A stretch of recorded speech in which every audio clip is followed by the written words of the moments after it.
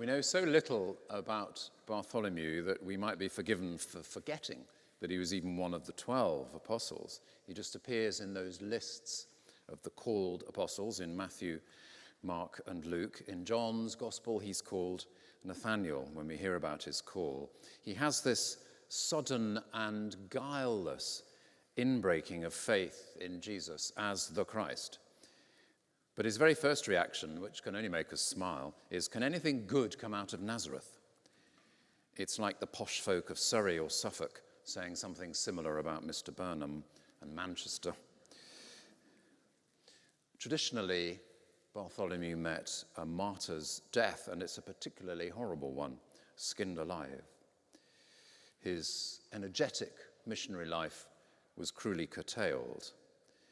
And then that horror reminds us of an event which has Bartholomew's name attached to it. Some of you may remember this from history lessons at school, the massacre of St Bartholomew's Day in Paris in 1572. Up to 10,000 Huguenots who were Protestants slaughtered in a 48-hour frenzy. In London, St Bartholomew's name belongs to something considerably more heartwarming, the hospital, St Bart's Hospital. It's the most wonderful place and has been for a long time. It used to be famous for training its nurses. If you met a St Bart's nurse, you knew about it. And its mission life is one of service. Service. Now that's a word which can easily become overfamiliar, a bit hackneyed for us trying to live the Christian life. But the gospel today makes us give it another look and to give ourselves another look up close. It can be a bit easy sometimes to smooth out Jesus' words, especially if they're familiar to us, and easy to underestimate the demands they make. We can be tempted to generalize them into some vaguely religious and well-meaning sentiment or even sentimentality. But Jesus was not much interested in platitudes or smooth sentiments. In every sphere of our lives, there are ways in which we can choose to serve, and it's an active choice, a choice to act. And it's a frame of mind too, a willingness to look out for the other, not just to go about looking to be looked after. As often we can learn from the great rule, the monastic rule of St Benedict. It's the rule that governed the lives of the monks of this place for centuries long ago. And he writes this is specifically for the role of the kitchen servers. The members should serve one another.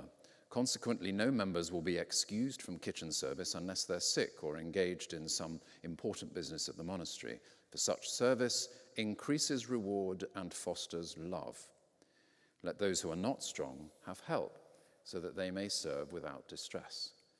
Let all serve one another in love. Benedict is aware that service, literally serving, is not only good in itself, but shows how the Christian life should look in the wider sense, i.e., way beyond a communal kitchen. So in truth, the spiritual life, the life we more usually associate with a religious community, is empty without it. One of the great modern interpreters of Benedict, an American nun called Joan Chittister, points out a particular aspect of this.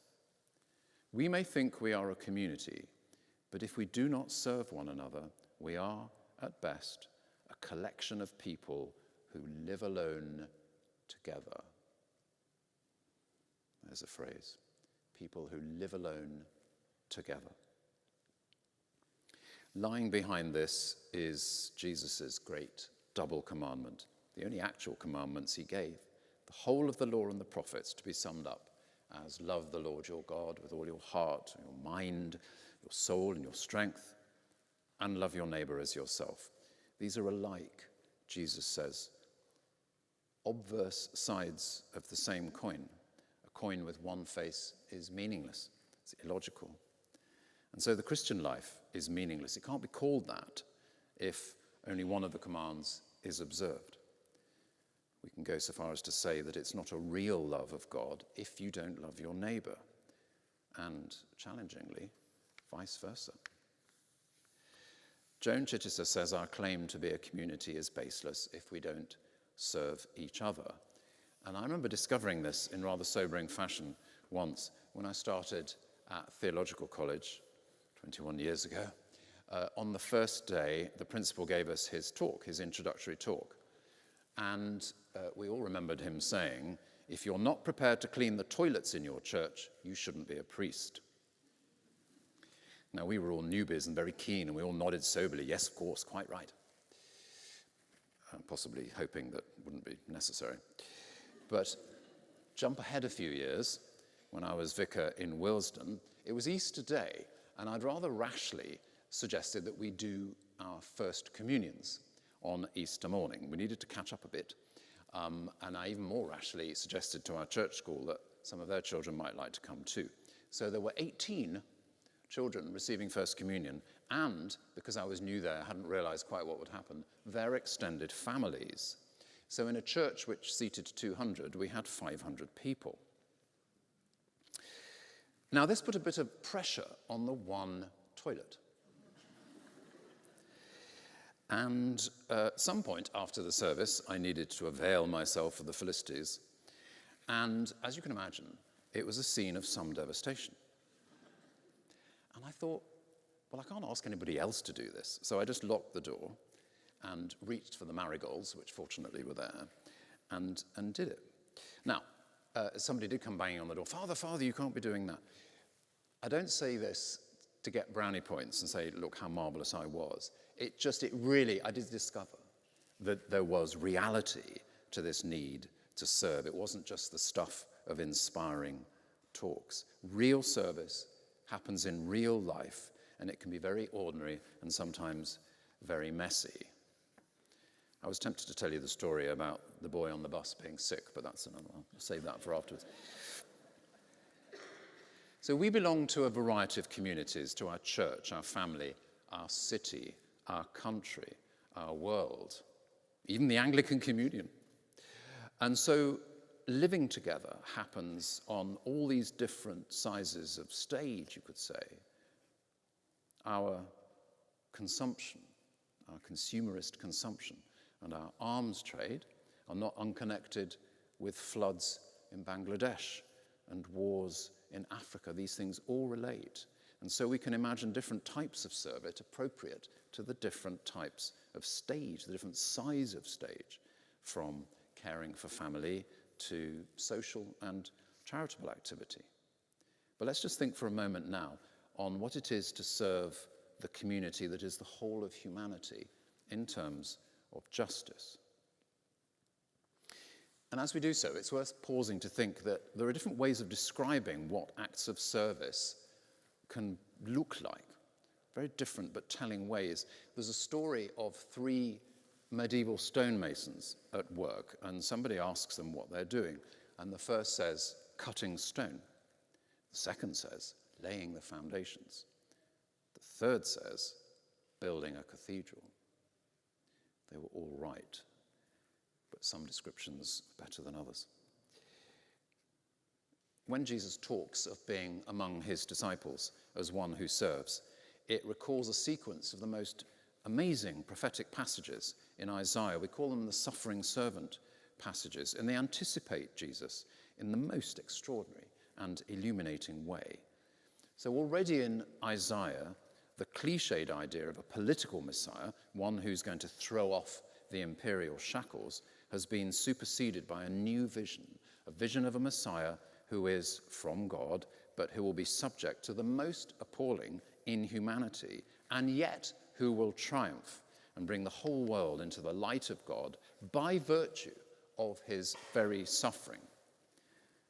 So God says in Isaiah's words, "Here is my servant whom I uphold, my chosen in whom my soul delights. He will bring forth justice to the nations. He will not grow faint or be crushed until he has established justice in the earth, a light to the nations, to open the eyes that are blind, to bring from the prison those who sit in darkness."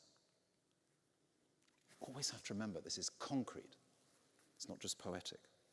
He is the servant who will not hide his face from insult and spitting. He is unafraid of humiliation because at the same time, even under that apparent crushing, he will be a light to the nations, that my salvation may reach to the ends of the earth. And at the heart of this is justice, the crying need of the poor, of the oppressed, of the unfree. If we are called to serve Christ, we are called to serve like him as we strive to live a Christ-like life. So it's a calling that is wonderful and terrible all at once. But he is with us every inch of the way until the end of days. His Spirit is here to steady our nerve, to show us the way, to give us the right word. Then, as Isaiah also says, we might find ourselves startling many people. Those who rule will shut their mouths and listen to things they'd never dreamt of. Jesus also likens our calling to serve, our calling to be the least, to being childlike.